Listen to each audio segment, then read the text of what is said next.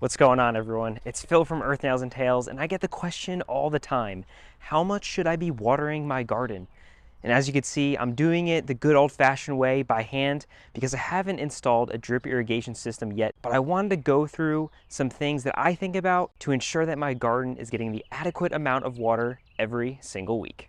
Let's face it, watering your garden is probably one of the most important things to keep it alive and thriving. So knowing how to properly water your garden is pretty important. And I've seen lots of people make different recommendations on how you should be watering your garden, and I'm just going to show you what has worked really well for me in the past. You've probably heard someone say before, oh, your garden needs an inch of rain per week in order to be successful, in order to thrive. But what does that mean exactly? Well, the way that I like to break it down in my head is how much rain would I need to get in order to fill a garden area with 1 inch of water? And honestly, that makes it really simple. Most of us now are using raised beds, but even if you're not using raised beds, you can use this in an in-ground bed as well. All you need to know is the area of your growing space. So if you're using a raised bed, it makes it simple because all you need to do is get out your trusty tape measure and measure the length and width of your bed in order to determine the area. My Birdie's raised bed here is about 82 inches long and 44 inches wide. And you do a little bit of math, which I'll throw up right here, comes out to be about 25 square feet. And you can do a little bit more math in order to determine how many inches or how many feet 1 inch of rain is.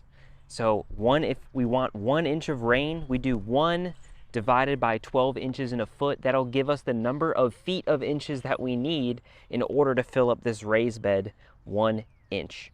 If we multiply all of these numbers together, this will give us the amount of cubic feet in our raised bed, and then we can convert that into the number of gallons that we need in order to fill this raised bed to a depth of 1 inch. And you're probably like, whoa, Phil, you lost me. And that's all right.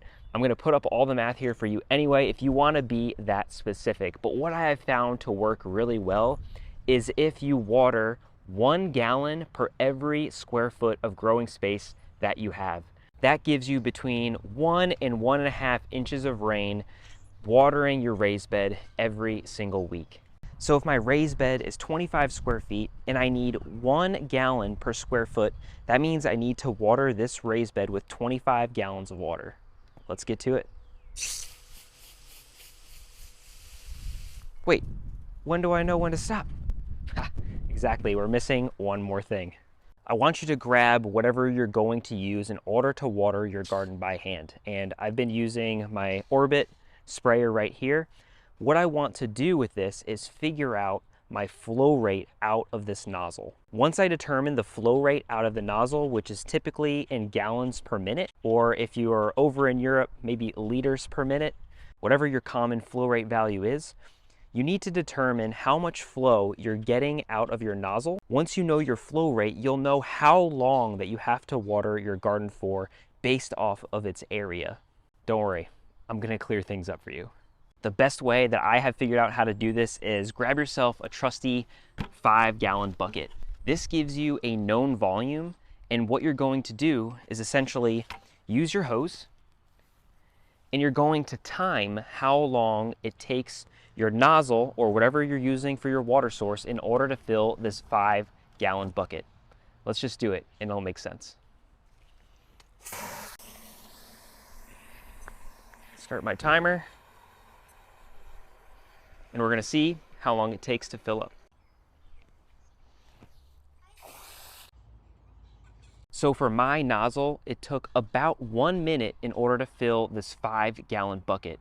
So I know that I'm getting a flow rate of 5 gallons per minute. Now I'm going to show you how to use this flow rate in order to determine how long we need to water our garden. So now we know the area of our garden and the flow rate that we're getting out of our nozzle. So since I have 25 square feet and I need to water my garden 25 gallons in order to reach that 1 gallon per square foot, I'm going to take the total number of area that I have, which is 25 square feet, and divide that by my flow rate, which is 5 gallons per minute. And what that's going to do is yield me the amount of time I need to water my garden for. 25 divided by 5 equals 5. So I need to water this raised bed right here for 5 minutes every single week.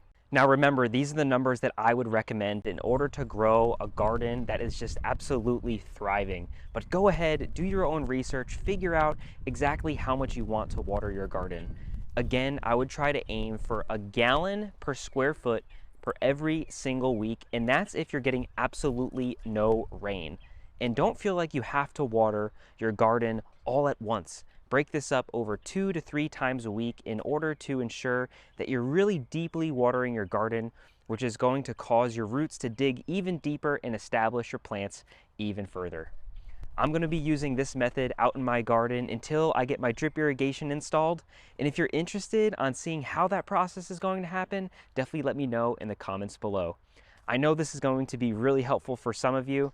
So if you like this video, subscribe to our channel and I'll see you in the next video.